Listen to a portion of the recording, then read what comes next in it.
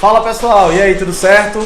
Meu nome é Madison Aquino, eu sou advogado e associado da Anacrim PE e hoje vamos iniciar aqui um canal bastante interessante, falando um pouco sobre a advocacia criminal, falando um pouco sobre nossa jurisprudência e os entendimentos acerca de alguns institutos jurídicos. Hoje eu estou aqui muito bem acompanhado com o Dr. Eduardo Araújo, presidente da Anacrim Pernambuco, e também com o Dr. Gilberto Reis, que é vice-presidente da Comissão da Jovem Advocacia. Pessoal, nós vamos iniciar hoje falando sobre um tema bastante interessante e que vem chamando muita atenção da nossa advocacia criminal, que durante algum tempo já vem se destacando, vem trazendo algumas modificações bem interessantes. O que é que ocorre? Nós temos aí há cerca de 2, 3 anos as audiências de custódia. E, claro, em cada juízo, em cada juiz que faz essas audiências, a gente vem notando alguns diferenciais, alguns procedimentos que são realizados de maneira, ora, bastante baseados na resolução 213 do CNJ e outras situações nem tanto. Então, o que é que a gente tem agora? Alguns juízes estão fundamentando, doutor Eduardo, a prisão preventiva desses autuados, baseando-se, primeiramente, naquele contexto fático que se tem e fazendo a fundamentação, doutor Gilberto, em vídeo. E aí eu já inicio dando a palavra aqui ao doutor Eduardo Araújo para falar um pouco sobre isso. Será que há ilegalidade? Será que isso é legal? O que é que ocorre? O senhor já presenciou alguma situação, doutor Eduardo? Já, meu amigo. Então, primeiramente, gostaria de cumprimentar vocês. Obrigado pelo convite. É sempre bacana estar falando sobre o HC, que é uma coisa que eu particularmente gosto muito. Hoje, quando a gente chegou para a reunião aqui, o Gilberto, eu estava aqui anotando algumas coisas, o Gilberto estava conversando ali com o pessoal, aí eu meio que me intrometi na conversa dele, porque eu vi ele falar sobre uma coisa, que é justamente isso que a gente está conversando aqui hoje, e o nosso intuito aqui é realmente ter uma conversa descontraída, como a gente estava tendo ali antes de começar a gravar, falando sobre um habeas corpus que ele impetrou aqui no Tribunal de Justiça de Pernambuco, rechaçando uma fundamentação que tinha sido dada numa audiência de custódia em vídeo, ou seja, de forma oral. E eu prontamente lembrei de um caso que eu tenho, inclusive ainda estou em discussão com ele, a gente ainda está brigando no STJ, igual, inclusive na mesma comarca, no mesmo polo, na verdade, a audiência de custódia, que é lá de Olinda, onde a juíza, na oportunidade, fez o ato, a audiência de custódia. Eu não estive nesse ato, só entrei no processo depois. Que ela consigna na ata, que converte o flagrante em preventiva e passa a fundamentar de maneira oral, ou seja, da forma gravada. Então eu prontamente fiz um habeas corpus, e anotei até aqui os números dos habeas corpus. O que eu discuti isso aqui no TJ é o 517724, dígito 6, que já está lá em cima com o recurso ordenado constitucional, o RHC, estou brigando lá. Lá é a relatoria do ministro Ribeiro Dantas. E eu falava exatamente isso, exatamente em cima daquilo que a gente estava conversando. Primeiro, a necessidade de fundamentação do acordo, ela começa pelo viés constitucional. A própria Constituição Federal diz que tem que ser fundamentado. As decisões, em geral, têm que ser fundamentadas, aquilo que a gente falava do artigo 93, Sim. E também, outros dispositivos você vai encontrar a mesma coisa. E você vai encontrar também no artigo 283 do Código de Processo Penal a correspondência daquele que é o texto constitucional, que diz que a fundamentação ela tem que ser por escrito, e isso tem lá na lei. E hoje as pessoas começaram a querer manipular o direito de uma forma que é absurdo. É absurdo. Eu tenho certeza que vocês também já se depararam, talvez não com essa situação, o doutor Gilberto sei que sim, mas talvez com outras situações em que as pessoas querem, geralmente os representantes do Poder Judiciário, eles querem interpretar uma coisa da qual não cabe interpretação. A lei é clara. A fundamentação tem que ser por escrito. Então, qual é a dificuldade de se fazer por escrito? E eu falava, inclusive nesse dia em específico, que como eu falei, desse processo, eu não fiz audiência de custódia, eu fui contratado no outro dia, fui lá para pegar a cópia dos autos e tal. Eu ainda perguntei ao servidor, disse, rapaz, a juíza fez a fundamentação por escrito. Ele disse, doutor, porque nesse dia teve 18 custódias, aí tinha muita coisa para fazer. Deu vontade de dizer, porra, mas isso aí não é problema meu. Eu não tenho nada a ver com isso. A lei obriga, E aí, a Constituição em si obriga. A Constituição, o Código de Processo Penal, enfim, e a própria resolução da audiência custódia, que é aquela que você estava falando agora, 213. Isso, do CNJ. Pois é. Então, assim, são coisas que você vai e você quer brigar com base no direito que é cristalino. Né? A lei fala que tem que ser fundamentação por escrito, até para que a pessoa saiba do que está sendo acusado. Converteu a prisão em flagrante em preventiva. Mas por quê? Quais são as fundamentações? Verdade. Até porque estamos falando de uma questão excepcional, que é a prisão processual. Sim. Não uma prisão pena que está condenando alguém. É uma prisão em que ele está iniciando quando presentes os requisitos. E até a resolução 213 de 2015, ela impõe ali pelo artigo 8º e 9º que, apesar de ser necessária a transcrição, mesmo que reduzida, resumida em ata, essa ata tem que ser entregue ao acusado, ao custodiado, e também à defesa, como também ao Ministério Público. Sim, com certeza. Então a gente não pode excluir da defesa do acusado aquela fundamentação, até para que ele possa, com o tempo, verificar naquele momento e futuramente a necessidade daquela aplicação da pena preventiva. Até porque, só te interrompendo, Renato, e a gente tem uma outra dificuldade aqui em Pernambuco pelo menos, por incrível que pareça, eles criaram um sistema que na ideia é muito bom, que é aquele sistema em que as audiências elas constam gravadas e lançadas lá no sistema. Só que qual é o grande problema? É um elefante branco. Não funciona. Não conheço um advogado que já conseguiu assistir essa audiência. Eu nunca consegui. Nesse rol dos que não conseguem. E teve uma vez, inclusive, eu fui falar com um juiz, não nesse caso, em um outro caso, que eu precisava ter. Eu fui, na verdade, aquele velho costume nosso, antigamente a mídia ficava gravada no processo. O processo ficava lá juntinho, era um processo de júri, inclusive, queria ver os interrogatórios e tal. Aí eu fui falar com o juiz, porque eu percebi que só tinha parte das mídias, só das primeiras audiências, né? Aí ele disse, não, é porque mudou agora o procedimento, aí dessa última não tem porque fica lá no sistema. Olha, mas o problema é que a gente não consegue acessar. Aí ele disse, mas eu consigo. Eu disse, doutor, o senhor tem um computador ligado direto no sistema, né? Tem um órgão do próprio Tribunal de Justiça, que é o setor de informática, trabalhando para Vossa Excelência. Só pra isso. É verdade. Se o senhor não conseguisse acessar, eu ia começar a achar muito mais estranho do que eu já acho. E vou dizer mais, doutor. Eu já perguntei em todas as audiências que eu vou, que a vara me informa que o sistema é esse, né, de gravação de mídia. Eu pergunto ao promotor se ele já conseguiu. E eu não conheço um promotor que já conseguiu. Com exceção de uma audiência que eu fiz recentemente em Jaboatão, que o promotor estava com uma dificuldade enorme, e ele me disse, doutor, eu consegui. Como, doutor? Eu passei 2 horas pendurado lá com o pessoal do setor de informática, e aí o meu computador, que é institucional, eles configuraram para que tivesse acesso. No caso do meu cliente, nem o promotor, nem o julgador teve acesso. Ou seja, ele está preso desde o mês 12 do ano passado até hoje, e o juiz que preside a causa não sabe a fundamentação. Pois é. A gente impetra um habeas corpus, insiste com o julgador que ele forneça a gente, eu coloco lá um pendrive, coloco um CD para que seja enviada essa mídia, e até hoje não consegue. Terrível. Por muito insistir, após o Ministério Público em uma cota requerer, eles enviam.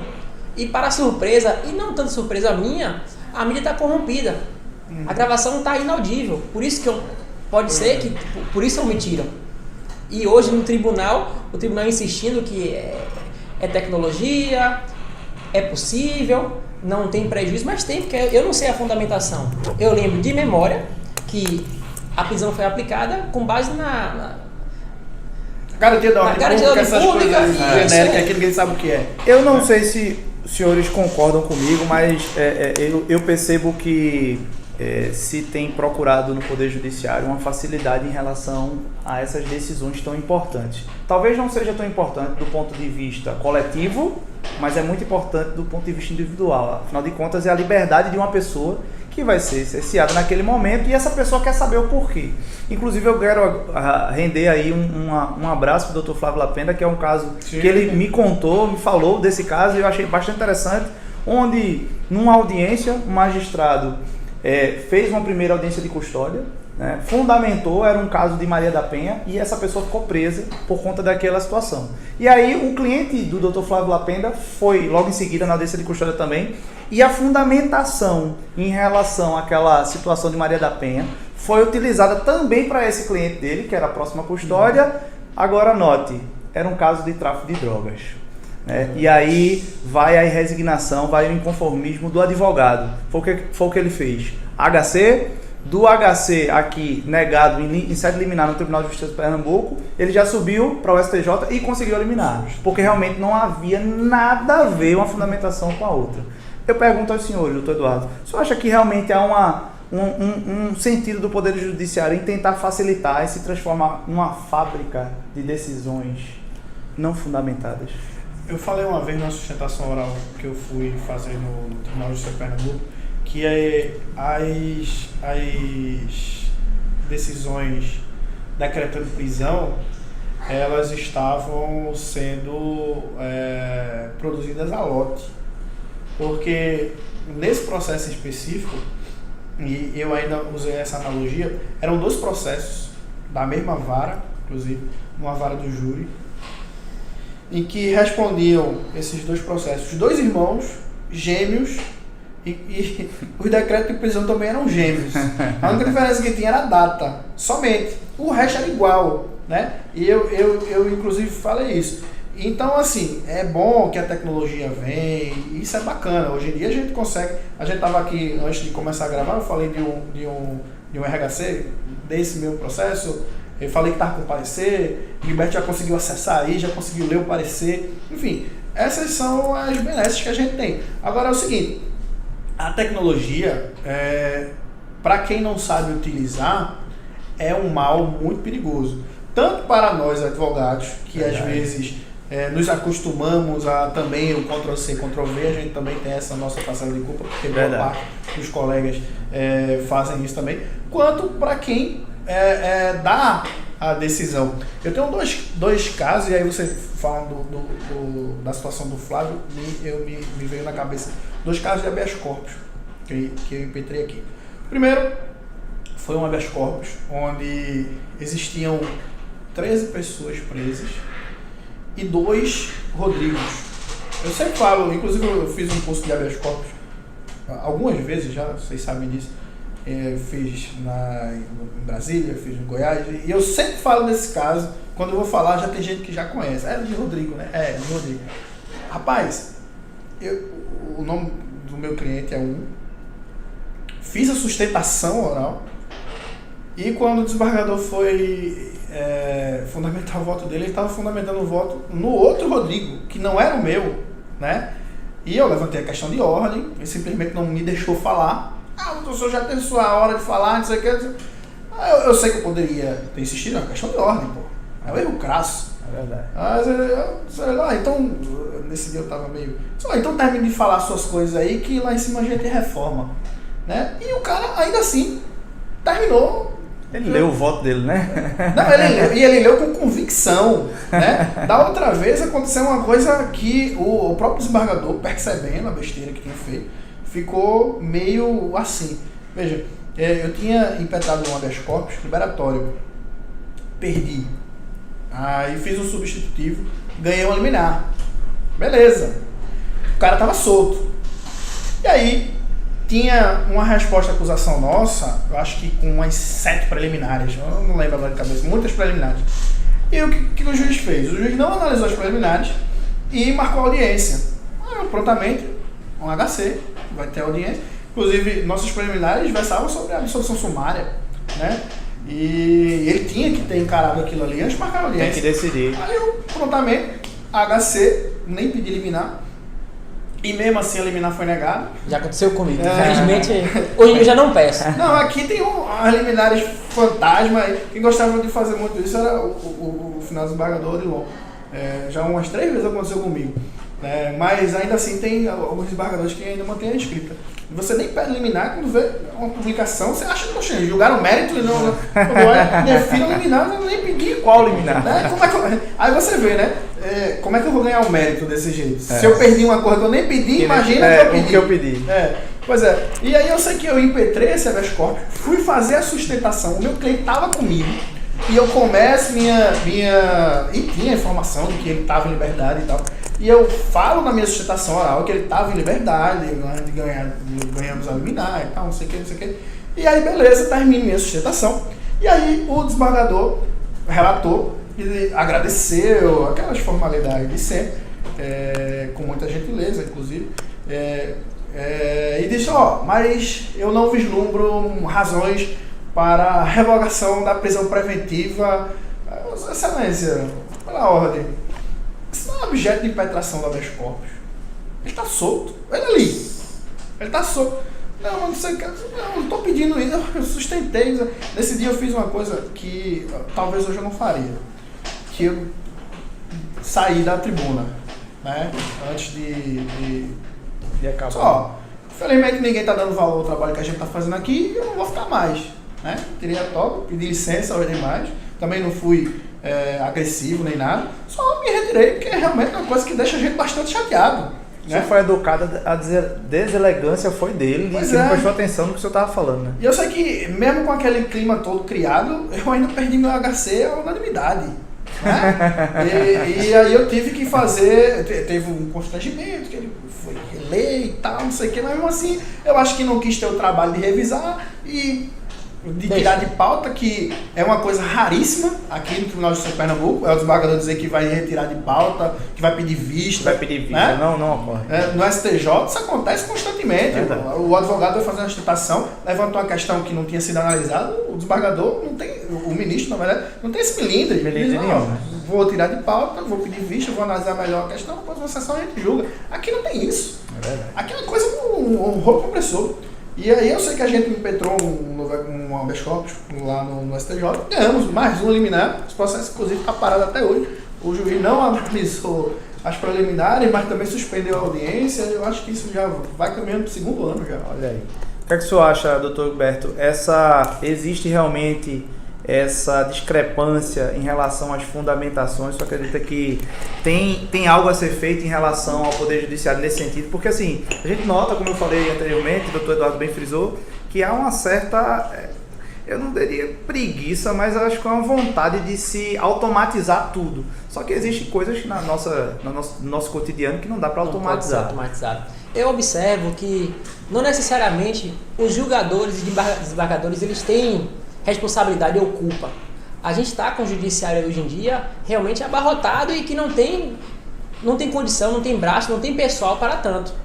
Todavia, a gente está falando de prisão. Hoje em dia querem prender na segunda instância, querem antecipar. Então, eu até reconheço que, às vezes, até nós advogados impetramos HCs com isso. Sim, como o próprio prescrições STF faz. Hoje em dia, se discutir uma prescrição, eu já tive que ir para o STF discutindo matemática. Matemática básica, diga-se de passagem, né? Porque prescrição é matemática básica. Pessoal, nós vamos ficando por aqui. Eu gostaria de agradecer primeiramente ao doutor Gilberto, doutor Eduardo, que esteve aqui presente e trouxe um pouco de suas experiências, dizer que a advocacia não vai baixar a cabeça a atos de ilegalidade de maneira alguma e que a Anacrim está aqui para impulsionar essa advocacia criminal e trazer força a esse grupo que tanto sofre, que tanto defende os direitos e as garantias do cidadão como um todo. Quero também destacar que esses vídeos que vamos gravar e que já estarão disponíveis aí nas redes sociais, vai estar lá no @AnacrimPE e também no AnacrimPE. Então, se você é advogado criminalista, se você é estudante, se você quer se inteirar mais sobre a advocacia criminal, siga nossas redes sociais, segue também o nosso canal no YouTube, que nós vamos dar todas as informações e sempre estar atualizando vocês com o melhor. Finalizo aqui agradecendo aos trabalhos técnicos do Dr. Felipe, Dr. André, que está ali nos bastidores fazendo, dando aquela força pra gente. Muito obrigado pela sua atenção e em breve a gente está aqui de volta. A advocacia não é profissão para covardes. Um abraço.